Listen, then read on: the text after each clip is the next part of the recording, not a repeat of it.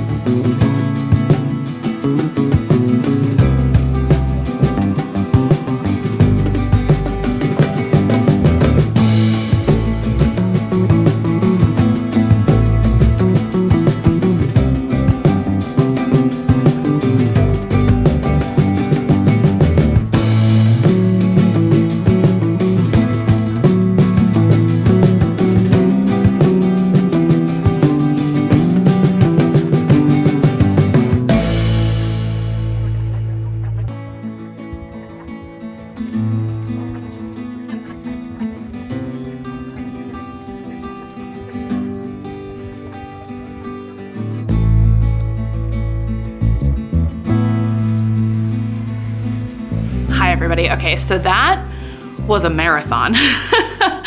I left the house around 12:30, I think, got to the coffee shop a little before 1. I wrote at that coffee shop until 3 and then they closed. So then I went to another coffee shop and I wrote there until about 4:45 or 5 o'clock. And word count, I got 4,400 words, which honestly I'm pretty impressed with.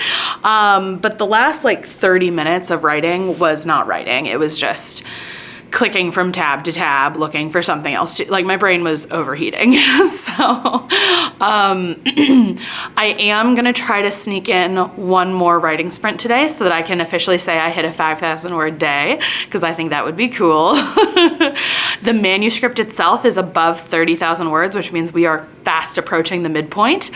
And then for November, I have written over 10,000 words, and it is only November 9th, which means I am not as far behind as I felt. I'm still behind, but it's better today. Well, I was actually as far behind as I felt, but I'm not as far behind as I was before because I wrote 4,400 words. So I'm gonna go ahead and make dinner. We're gonna eat, get the kids in bed, all of that stuff, and then I'm gonna sit and try to knock out another 600 words. We will see.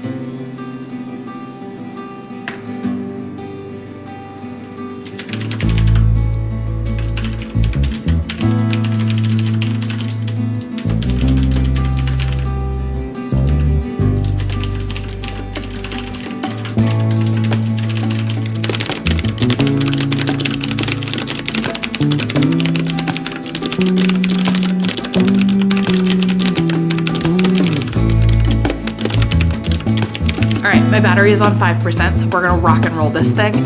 Long story short, I hit 5,000 words for the day. I wrote 5,000 words in one day. Oh my goodness. Here I was like struggling to hit the 1667 that you need every day to do 50,000 words in a month. And today I wrote 5,000. And yes, it was a ton of work and I'm exhausted. My brain feels like, I think I mentioned this before, but like an overheated computer. That's like the best description I can think of, where it's just like buzzing and humming, like desperately trying to get everything to work and it's just like running out of juice. So that's how I feel. But I wrote 1, 2, 3.5 chapters today. My chapters are relatively short. Let's see if I can find a line that I really like that's worth sharing. I can share the chapter titles because I like them. I give my chapters titles because I think it's fun. So one is called Walk of Shame. The next is Love is Not a Hallucination. The next one is White Lies and Slutty Costumes. And then the one that's midway through is called Therapy Speak. I have like a lovely little piece of description that I like. So let me share that with you. Attached was a picture of Capri wearing a full-length strapless gown. It was a brown A-line, just one shade darker than her own skin, with gold glitter woven into the fabric. It had boning stitched into the bodice, which Capri was grateful for, since it helped hold the dress up, despite the fact that her chest didn't quite fill out the cups sewn into the top. She wore gold high heels, all her gold hair cuffs, and a gold wrist cuff as well that she'd found hiding in her desk. I just like that because I'm not always very good at description, setting, like showing people what they're seeing. I just like want to put people into the dialogue and into the interiority, and it's like people need to be able to picture it, and I often forget / struggle with that. So I'm very proud of that little like nugget. I also really liked this little bit of interiority where it says, this was just that pesky anxiety thing that Indigo had been trying to talk to her about. She was convinced Capri had something called generalized anxiety disorder and was trying to get her to try therapy for it. Capri wasn't so sure. She didn't worry all the time. She didn't worry much at all, really. Her problem was that she seemed programmed to believe things that weren't true, apparently. Okay, one last line that I really like. It says, this was the dance. Capri was grateful to be the one doing nothing, though. She was tired. So that is my 5,000 word day. Thank you so much for coming along with me, and I will see you guys tomorrow.